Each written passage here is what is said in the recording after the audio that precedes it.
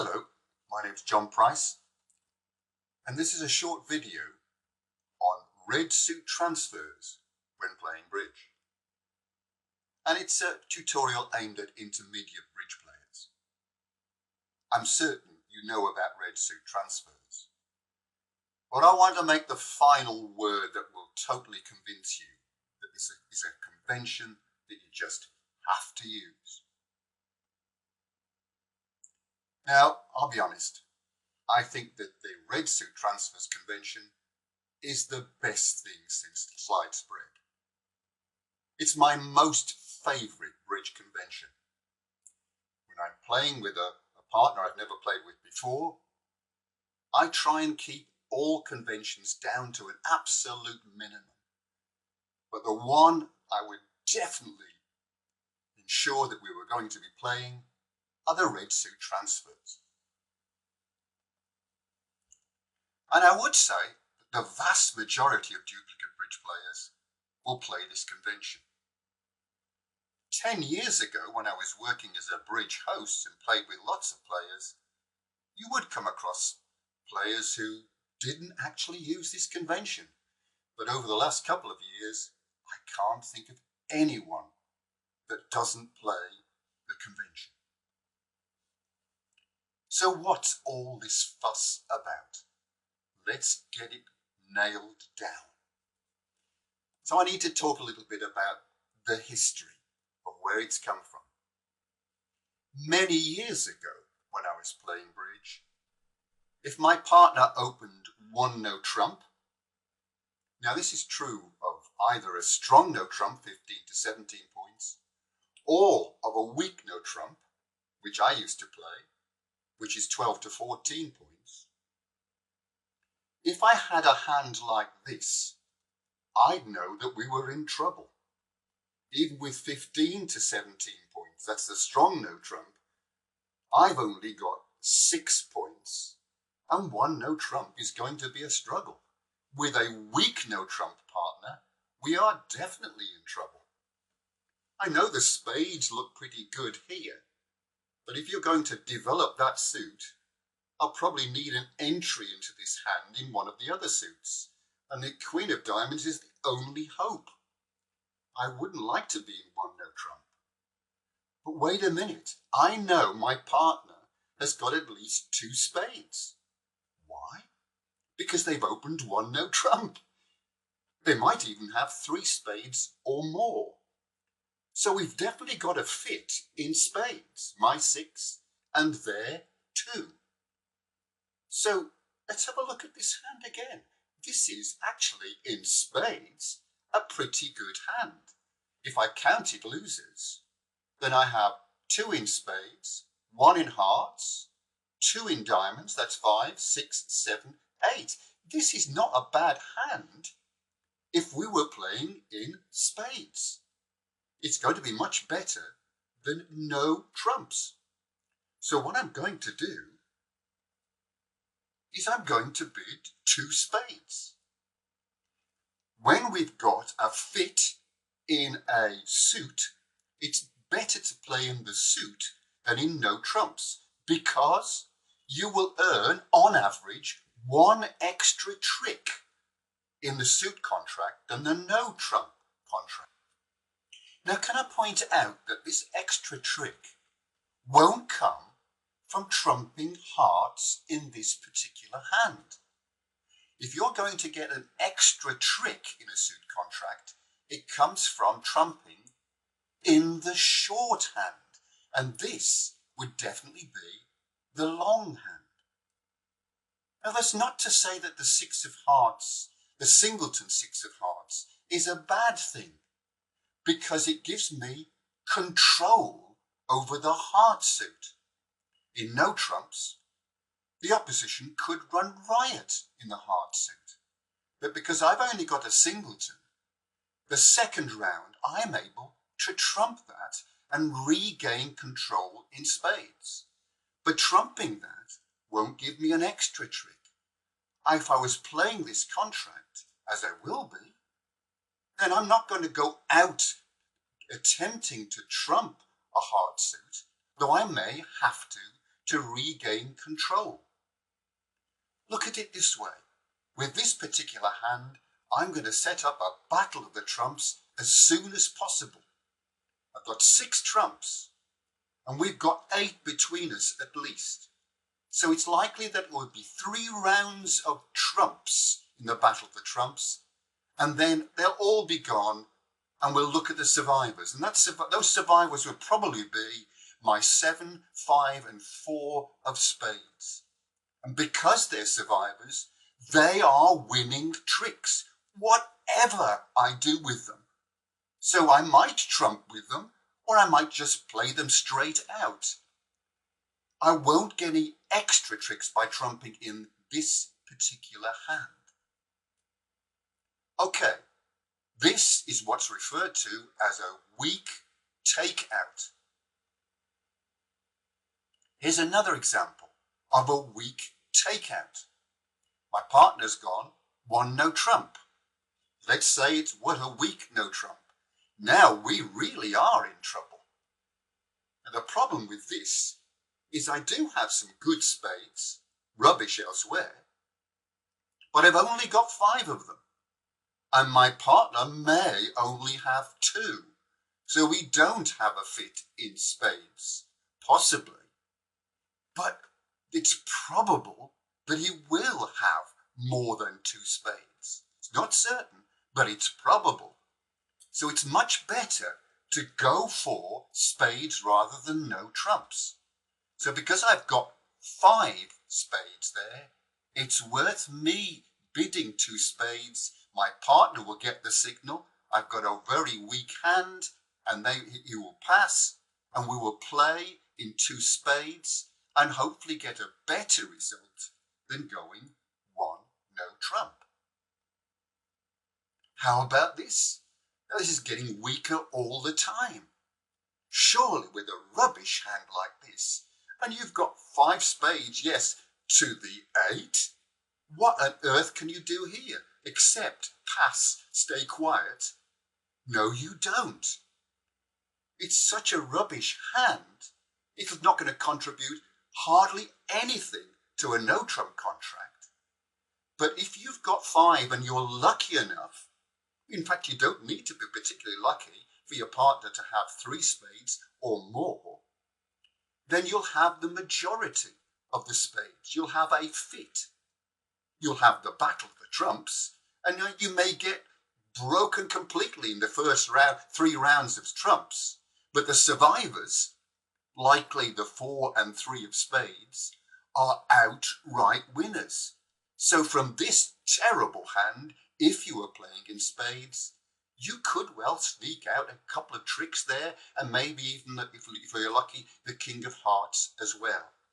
It's better for you to go 2 spades, a weak takeout, than leave it in 1 no trump. However, all of the 3 hands we've looked at all share the same problem.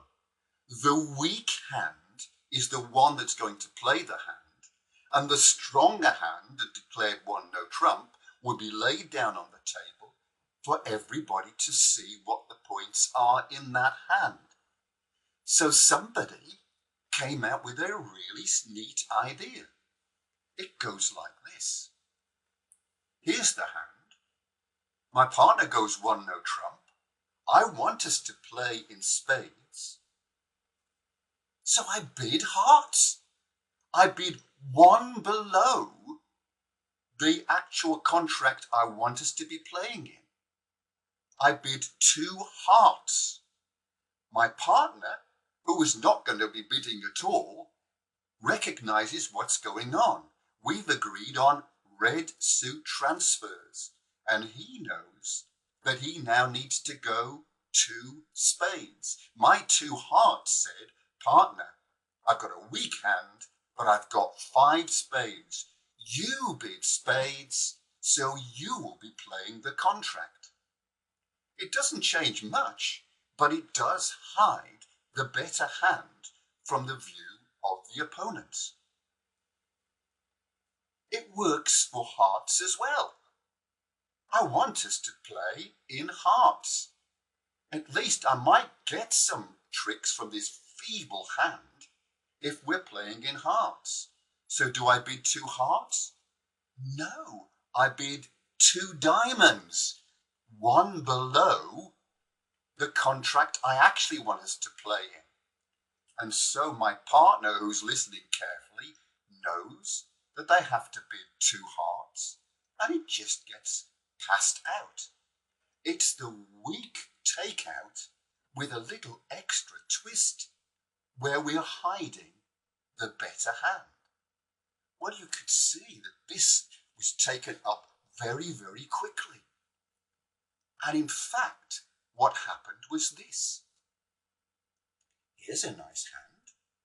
It's a 12-point hand. It's definitely a weak no trump opening hand.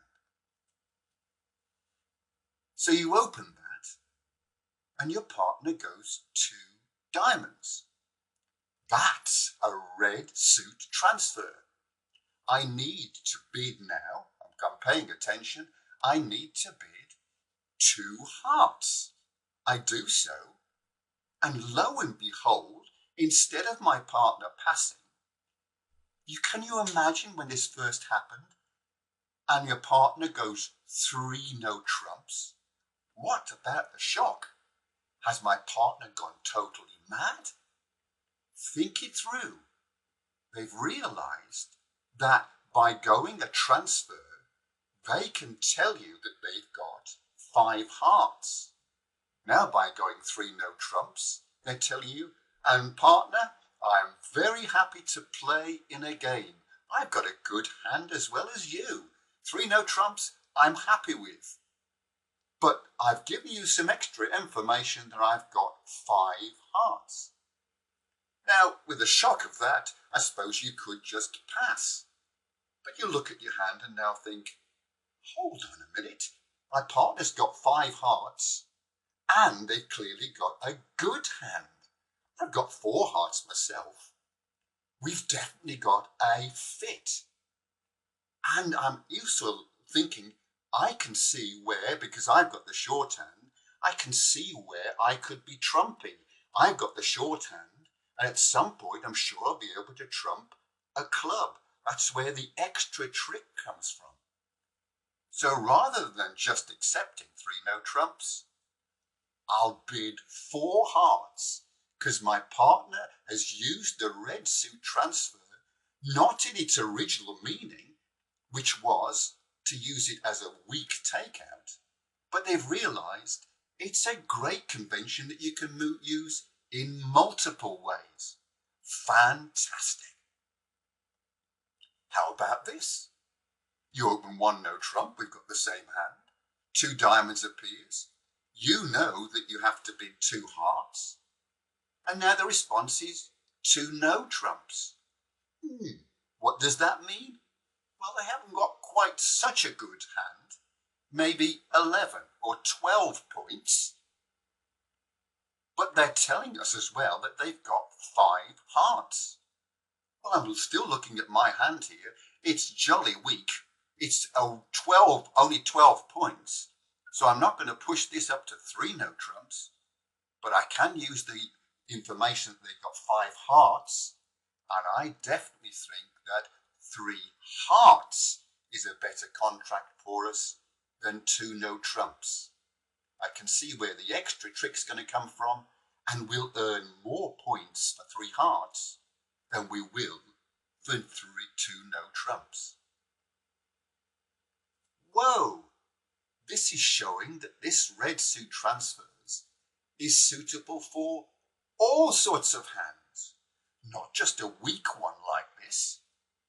1 no trump, you say 2 diamonds, your partner will bid 2 hearts, you'll pass.